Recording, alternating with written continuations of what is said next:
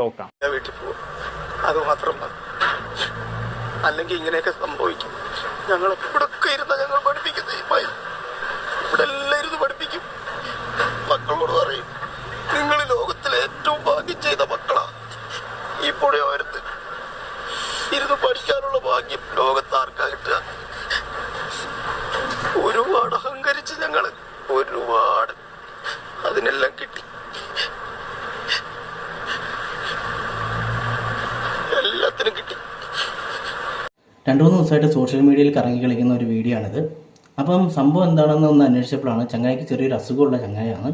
അപ്പോൾ അതുകൊണ്ടാണ് പുള്ളി അങ്ങനെ ചെയ്തത്. അല്ലാണ്ട് മനുഷ്യനായിട്ട് പറഞ്ഞിട്ടുള്ള ഒരാൾക്കും ചെയ്യാൻ പറ്റാത്ത, ചെയ്യാൻ തോന്നാത്ത, അത്രയ്ക്കും നികൃഷ്ടന്മാരായിട്ടുള്ളവർക്ക് മാത്രം ചെയ്യാൻ വേണ്ടി പറ്റുന്ന ഒരു കാര്യമാണ് ഈ പുള്ളി ചെയ്തിട്ടുള്ളത്.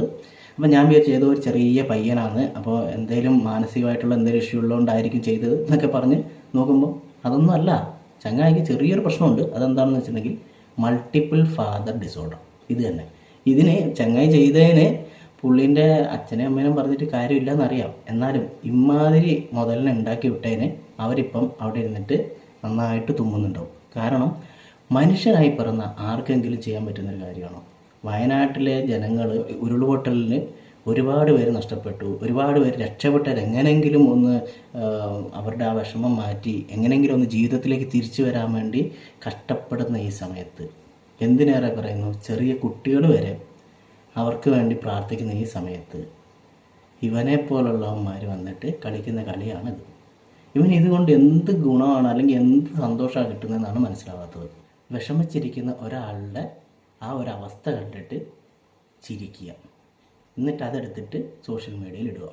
ചങ്ങായി കണ്ടം വഴി ഓടിയിട്ടുണ്ട്, പക്ഷെ കിട്ടാതെ എവിടെ പോകാനാണ്? കാരണം മുലപ്പാൽ കൊടുക്കാൻ തയ്യാറാണ് എന്ന് പറഞ്ഞിട്ടുള്ള അമ്മമാരെ വീഡിയോ ഇട്ടപ്പം അതിൻ്റെ അടിയിൽ പോയി മുലപ്പാൽ ചോദിച്ചിട്ടുള്ള നല്ല ജോർജേട്ടനെ പോലുള്ളവന്മാരെ എടുത്തിട്ട് പെരുമാറിയ നാടാണ് നമ്മുടേത്.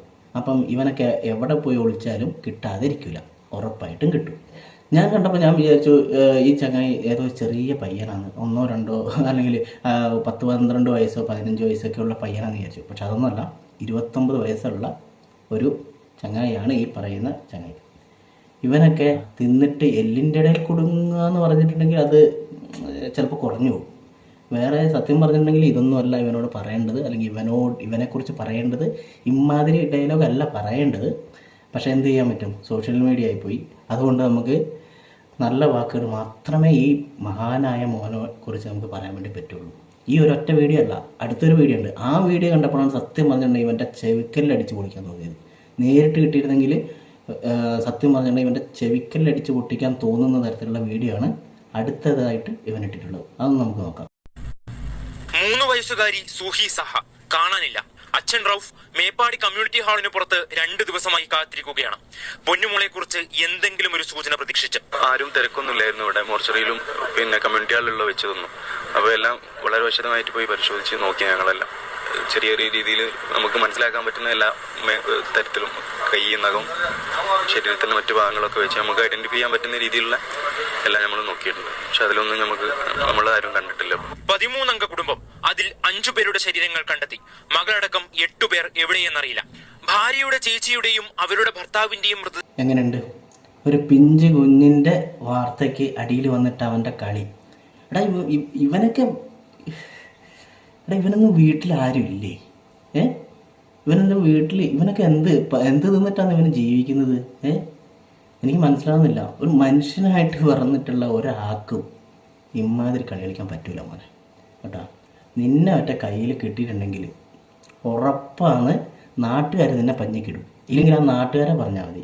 ഇമാതിരി തെണ്ടിത്തരം കാണിച്ചിട്ട് അവനെ വെറുതെ വിട്ടിട്ടുണ്ടെങ്കിൽ അവൻ്റെ സ്വന്തം നാട്ടുകാരെ പറഞ്ഞാൽ മതി. ഇനിയിപ്പോൾ പാവം നാട്ടുകാർ ഇതെല്ലാം കണ്ടിട്ടുണ്ടോ എന്ന് ആർക്കറിയാം. എന്തായാലും ഞങ്ങൾ ഈ വീഡിയോ എല്ലാം മുക്കിയിട്ട് ഓടിയിട്ടുണ്ട്. വയനാട് ഉരുൾപൊട്ടിയപ്പം മാത്രമല്ല ഇവൻ്റെ ഈ പരിപാടി തുടങ്ങിയത്. അർജുനെ കാണാതായിട്ടുള്ള ആ വാർത്തേൻ്റെ അടിയിൽ, അല്ലെങ്കിൽ ആ അർജുൻ്റെ ആ ഫോട്ടോ വെച്ചുകൊണ്ട് ഇവൻ ഇമാതിരി പരിപാടി എടുത്തിട്ടുണ്ടായിരുന്നു. അതായത് ഇവന് എനിക്ക് തോന്നുന്നു കുറേ നെഗറ്റീവ് പബ്ലിസിറ്റി അല്ലെങ്കിൽ നെഗറ്റീവ് കാണിച്ചുകൊണ്ട് ഇവന് റീച്ച് അടിക്കാനുള്ള പരിപാടിയായിരുന്നു തോന്നുന്നു. എടാ, നീ ഇമാതിരി പരിപാടിയെല്ലാം കാണിച്ച് റീച്ച് ഉണ്ടാക്കിയിട്ട് എവിടെ കൊണ്ടുപോയി നീ പാവം കഴുകിക്കളയും? നീയൊക്കെ ഇങ്ങനെ ഉണ്ടാക്കിയിട്ട് എന്ത് നേടാൻ വേണ്ടിയിട്ടാണ്? അതാണ് എനിക്ക് മനസ്സിലാവാത്തത്. സത്യം പറഞ്ഞാൽ നമുക്കിപ്പം ഈ ഇതെല്ലാം കാണുമ്പം ഇവൻ മുമ്പിലുണ്ടായിരുന്നെങ്കിൽ അവനെ ഒന്ന് ശരിക്കും ഒന്ന് തലോടി വിടാമായിരുന്നു, അല്ലെങ്കിൽ അവൻ്റെ ആ ഒരു എക്സ്പ്രഷനൊക്കെ നമുക്കൊന്ന് ശരിക്കും അങ്ങോട്ട് മാറ്റിക്കളയാമായിരുന്നു എന്ന് തോന്നിപ്പോവും. പക്ഷെ എന്ത് ചെയ്യാൻ പറ്റും, അവൻ്റെ നാട്ടുകാർ അധികം താമസിക്കേണ്ട അവനെ പൊക്കുന്നത് നമുക്ക് പ്രതീക്ഷിക്കാം. എന്നാലും പൊക്കിയില്ലെങ്കിൽ പൊക്കാതിരിക്കാൻ വഴിയില്ല, എന്തായാലും പൊക്കിയിരിക്കും. കാരണം മലയാളികളല്ല മോനെ, നീ ഓടിയാലും അവിടം വരെ ഓടേണ്ടത്. എന്തായാലും നിന്നെ കിട്ടും. പിന്നെ ഇമ്മാതിരി പരിപാടി ചെയ്യുന്നവർക്ക് ഇനി മേലാൽ ഇമ്മാതിരി വൃത്തികെട്ട പരിപാടി ചെയ്യാതിരിക്കാൻ വേണ്ടിയിട്ട് അതിന് പറ്റിയ ശിക്ഷ തന്നെ അവന് കൊടുക്കണം.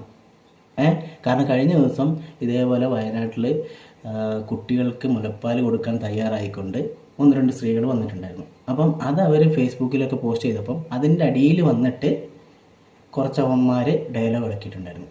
അതിൽ 1-2 പണി കിട്ടിയിട്ടുണ്ട്. ഒന്ന് നമ്മുടെ കണ്ണൂർ തന്നെയാണ്, ചങ്ങായിനെ എടുത്തിട്ട് പൂശിയിട്ടുണ്ട്. ജോർജേട്ടൻ ഇനി മേലിൽ പാലൊഴിച്ചൊരു ചായ പോലും കുടിക്കൂല എന്നാണ് പറഞ്ഞു കേട്ടിട്ടുള്ളത്. ഇവനെയൊക്കെ ഇതല്ല ഇതിൻ്റെ അപ്പുറം ഞാൻ ഇവൻ്റെയൊക്കെ വിചാരം എന്ന് വെച്ചിട്ടുണ്ടെങ്കിൽ ഒരു ഫോൺ കയ്യിലോട്ട് കിട്ടിയിട്ടുണ്ടെങ്കിൽ കമൻ്റ് ഇട്ട് പോയിട്ടുണ്ടെങ്കിൽ ഭയങ്കര ഒരു നിർവൃതി അല്ലെങ്കിൽ ഒരു സുഖം. ഇമ്മാതിരി വൃത്തിയായിട്ട് കമൻ്റ് ഇട്ട് പോയിട്ടുണ്ടെങ്കിൽ ഒരു മനസ്സുഖം. ഇവൻ്റെ വിചാരം എന്ന് പറഞ്ഞാൽ ആരും കാണൂല അല്ലെങ്കിൽ ആരും പ്രതികരിക്കൂല, ഒരു മനസ്സുഖം.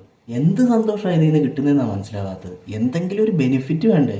മറ്റൊരാളുടെ സങ്കടത്തിൽ ഇമ്മാതിരി അർമാദം കാണിക്കുമ്പം എന്ത് സുഖമാണ് കിട്ടുന്നത്, അതാണ് എനിക്ക് മനസ്സിലാകാത്തത്.